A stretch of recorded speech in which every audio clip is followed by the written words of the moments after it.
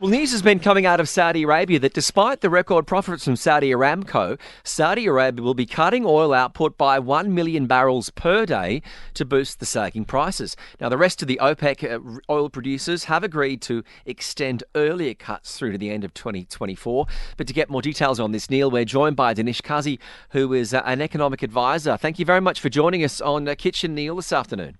Hi, Kish, how are you? Anil, how's things? No, dude, things are very well. It's just that, the news that has come out from Saudi Arabia, wonder if that is good news or no, that Saudi has declared that it is going to cut down on oil production to as much as 1 million barrels per day.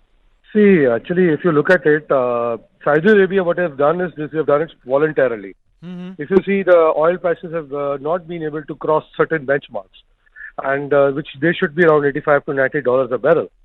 Now, the problem is that other countries, if they do further cut down on the production, they would have an impact on the revenues. So Saudi actually went out of the way and did this on volunteer basis, that they will take the cut so that they can keep the market prices afloat around the point. Now, but if you look at it, if the market prices do not sustain around $70 to $75 or plus, or it doesn't cross $80, then you can see more cuts happening in the future. But what Saudi actually has done, it's not as it's being shown that it's probably for profit. It's more about supporting other markets who are not able to cut more because they will not be able to match their receipts. So that's why Saudi Arabia has taken it on themselves to cut the production and take the impact of that.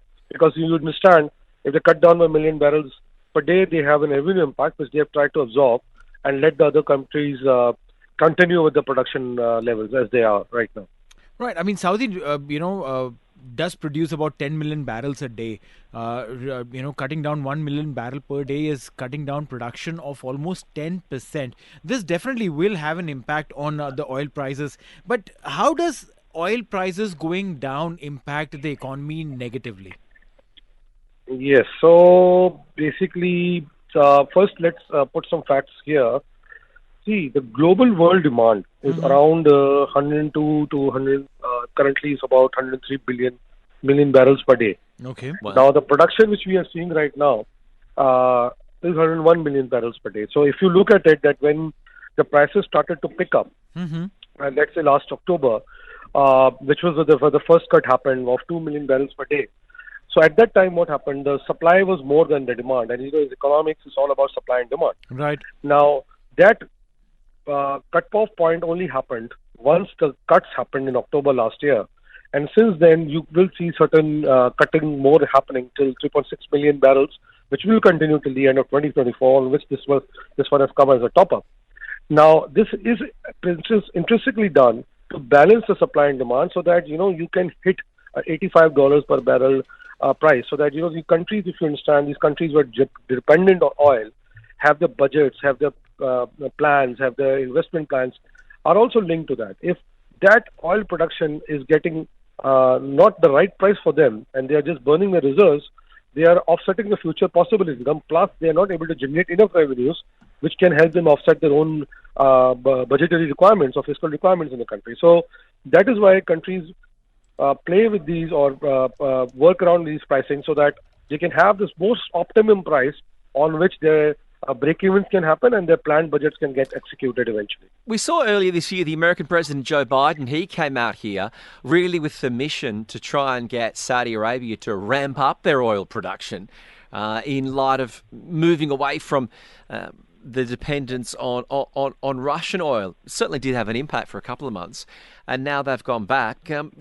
How do you think this is going to be seen in America? Because we've seen the WTI price certainly rally in the past couple of days.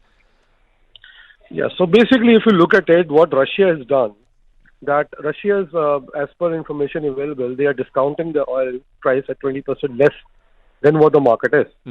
Now, what they're trying to do is to balance that off. They are increasing and they're doing more production than they're supposed to. They're currently producing around 8.3 million barrels per day today. Yeah. Now, as we enter summer now, I'm sure a lot of Americans would like to drive the cars around and all.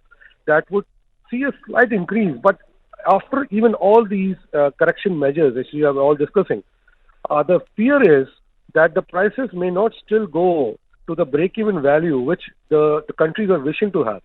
Now, if you see till now, it has not crossed the $80 barrel price till now. which it should be at 85. It's what the expectations are.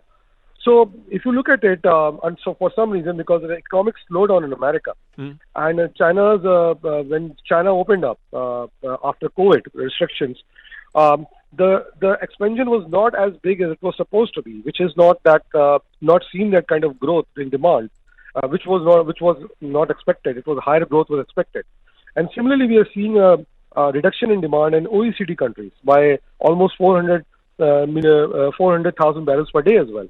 So if you see net, that is all is causing that the pricing are hovering around $70 to $75 per barrel, which is not financially conducive for any country to sustain.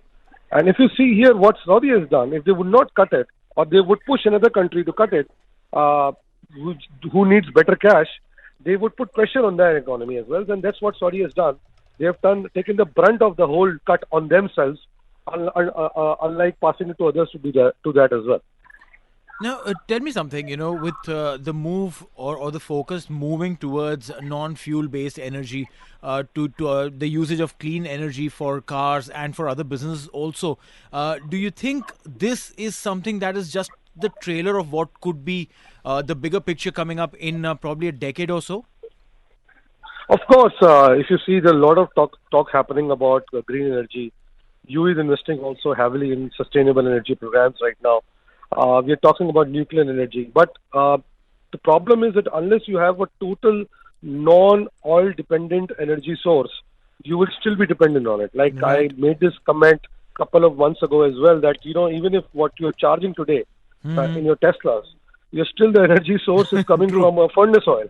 So what's the difference? Now, unlike if the whole dependency, the good thing is that now UAE has some nuclear power. Now, if that whole consumption or whole dependency of the country comes to the nuclear energy, then yes, you can say that you can offset it from oil-based energy, or you can offset it through solar energy. Right. But as we see still now, that the production levels of solar, the cost of production of solar energy is not able to surpass in a way that it's not creating a better value. It's costing more than generating a certain energy from oil. So unless that becomes cheaper than oil, or nuclear energy becomes more accessible, you will still have your dependency on oil. And if you see in the last couple of years, the demand has grown up. It's grown up from 85 million barrels per day to 104 million barrels per day. Right. So I hope some other correction do happen. But until the time the other energy sources become more affordable, you will still be dependent on oil till such time, in my opinion. No, this is like, you mentioned about solar energy. It's pretty much like saying that you live in the UAE, you still are vitamin D deficient. There's so much sunlight available, still the solar energy is not used. No, it's about it's not that there are no plants happening. The new plants are happening right now, but it's how to kind of generate enough and get it connected to grid and at the right price. Right. As far I don't have the figures right now with me, but if you're producing a megawatt of energy right now, I think I will not be giving an accurate number, but it still costs more solar energy than you can generate from furnace oil. Now, I'm sure in the future such technology will be available where that would be offset, and then when that becomes offset and more accessible, then yes, of course, why not? People will depend more on alternate energies than just a furnace oil. Till that time, you will have to learn to live around what furnace oil or oil-based economies do, or decides for the world economy. But see, understand one thing. This is the one part to the problem. The problem is that there is a bigger economic recession which is happening in US right now as well. And if you see, the treasury rates are touching as high as they were back in 2000. So the point is that that is also causing an impact and slowdown. And then what US would do, that they are not building up the reserves, which generally they will do, which will suck out some demand. But that has also not happened this year, which is what is costing is that you're seeing this upsurge in the price. So, and these oil-based economies would have to find a way to keep that right balance to survive. Otherwise, they will also be in deficit. And they will also be in recession, unfortunately, if that doesn't happen. Well, we do know that Saudi Arabia is the fastest growing economy on earth, and they're certainly not that without reason. So we do appreciate you being able to extend your advice and break down some of the reasons why Saudi Arabia are cutting their oil output. Danish Kazi, the economic analyst, thank you very much for your time here on TSB. Thank you, sir. Thank you so much for calling me in. Yeah, Thank you. no, it's great to get your insight, and it does make it quite interesting, given the fact that it's amazing that you limit the supply in order to boost the price. Yeah, I mean, it's eventually, like he mentioned earlier, Danish, that it is a matter of demand and supply. More the demand, higher the prices. Lesser the supply, higher the prices. More the supply, lower the prices. So you probably need to just fine tune it in a certain way. And it's good on Saudi that they're taking the hit on themselves by reducing the production, which means that they'll be bearing the brunt for the global